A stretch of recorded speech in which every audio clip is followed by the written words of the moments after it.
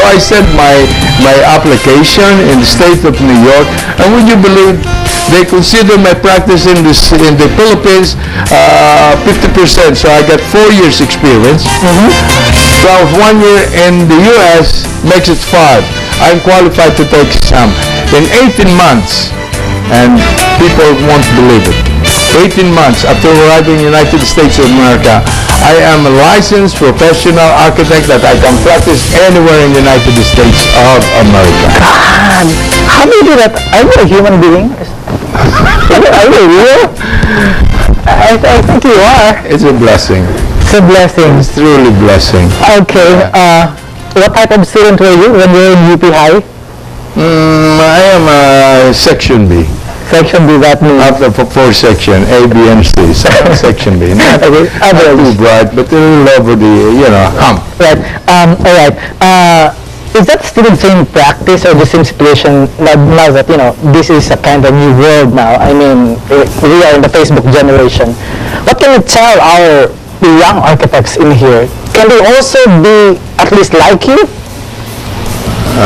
Can they also go abroad and, do this stuff and be just like you, an accomplished architect out there?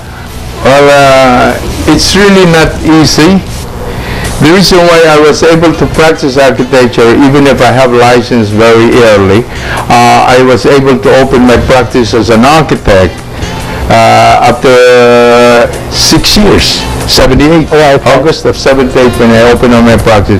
And the only reason why I was able to do that is because I am also a real estate broker. They are interconnected. Real estate brokerage and architecture is interconnected. Had I not done that, I will not be able to practice architecture because it's very hard to just depend on the architect's income on a new practice. But in the field of real estate, it is an open field.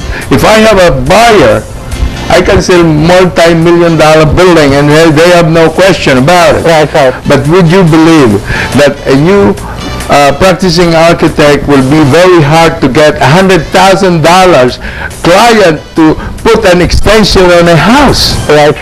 Oh my God, my goodness. I don't know, but so that's the way it happens, and I think it just happened by chance that I'm become a broker also in New York and New Jersey, and at the same time licensed state New York of New Jersey, and I interconnected it in my practice in the business, and that's why I flourish and become able to. You cannot depend on just one. You will need to have some other things related. You have to have. I said it's very hard, but truly it's better that you have other source of income, like profit centers, so that then you cannot just be dependent on one part of your business. Okay, That's how we do it. Ladies and gentlemen, when we come back, we're going to talk about Zonny Lerum's 351 Media Movement. But up next, our guest will join us. Text or call us. We will ask your questions. And we will be back with this week's Top 8. Do you love this country? Plus, have you ever wondered why Mang Inasal is sold to Jollibee for a whooping 3 billion pesos? Stay tuned.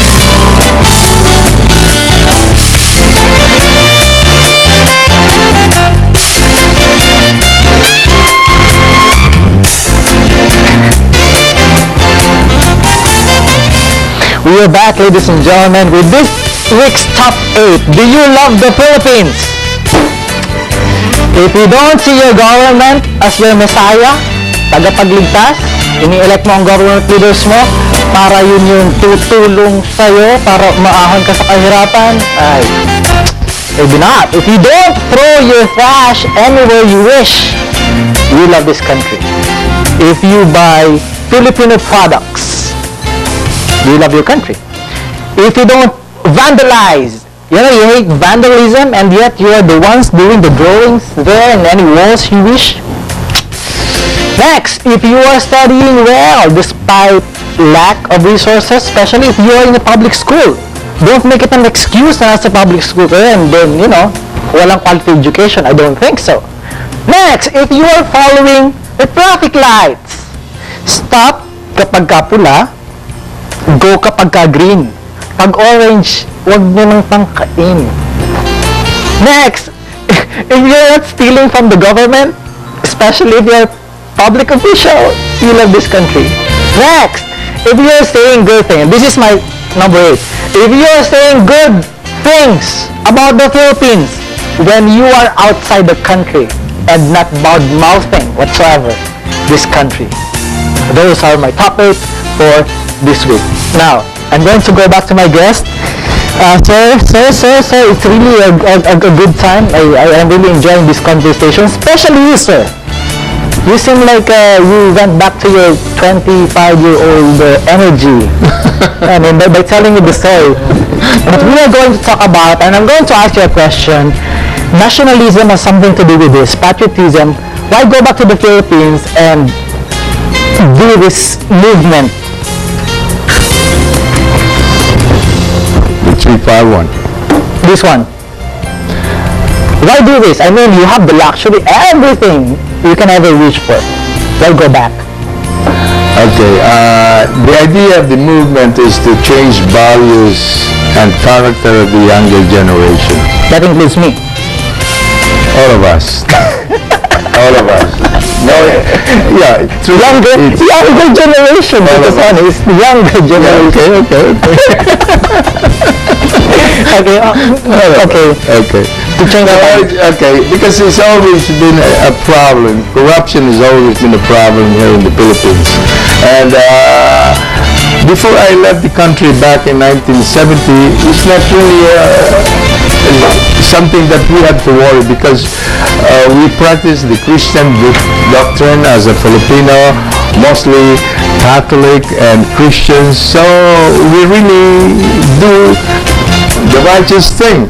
But then after 40 years out there, outside of the Philippines, I always hear the news about corruptions.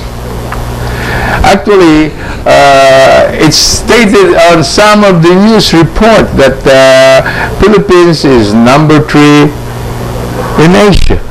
in corruption. Yes, number 11 in the entire world. It's surprising that a Christian country thinks like this is happening. Right. Gerry, why did it happen? What brought us here? I mean, of course, I invited you, but not here. I mean, what brought the Philippines here in this mess? Okay, If about we are in the mess. the corruption. First is, most of our leaders and most of government officials don't really have a real love of country. Meron akong ano dyan parang halimbawa, kung isa kang anak o isa kang magulang, pag mahal mo ang anak mo, hindi mo siya nanakawan.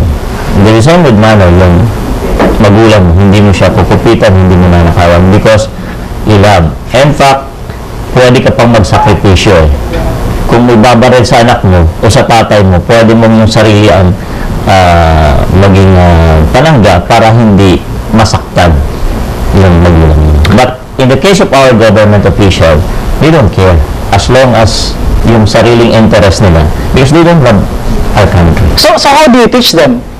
How do you teach them to love this country? Okay, first, Do you get them to school, enroll in this kind of school? no, we want to have some model, role model. We really need some big top official who will lead the example like the president. And I hope mag-succeed siya na maging really a role model. Right. Business, doing business, has it something to do with your success in business? I mean, these corruption issues. Okay. One time, when I deal in government offices, meron ding mga, it's parang sistema na. But when, like for example, when we do a service, cleaning service in Malacanang, my wife do the cleaning services. Okay, we don't offer something just to get the contract. What we offer is a good and quality service, and a fast service. We offer our service 24/7.